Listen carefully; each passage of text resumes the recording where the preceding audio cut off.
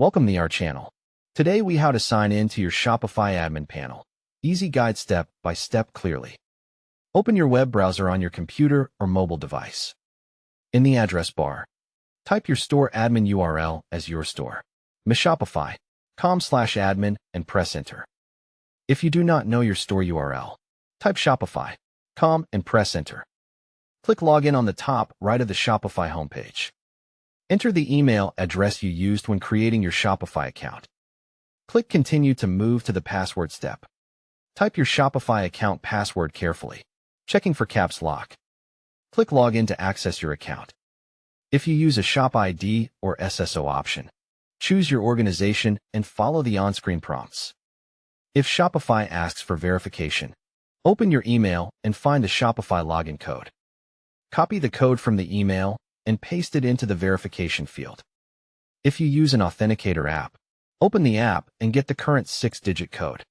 Enter the authenticator code and submit it to complete two-step verification. If you receive an SMS code, check your phone messages and locate the Shopify code. Enter the SMS code exactly as shown and continue. If you are on a trusted private device, choose the option to remember this device if available. After logging in, confirm you see the Shopify admin dashboard screen. Check the store name at the top left to ensure you are in the correct store. If you manage multiple stores, click the store switcher and select the right store. If you forgot your password, click Forgot Password on the login screen. Enter your email and follow the reset link Shopify sends to you. Create a strong new password and store it securely in a password manager. If the page will not load, refresh the browser and confirm your internet connection is working. Try opening the admin in an incognito or private window to rule out extension issues. Clear your browser cache and cookies if the login screen keeps looping.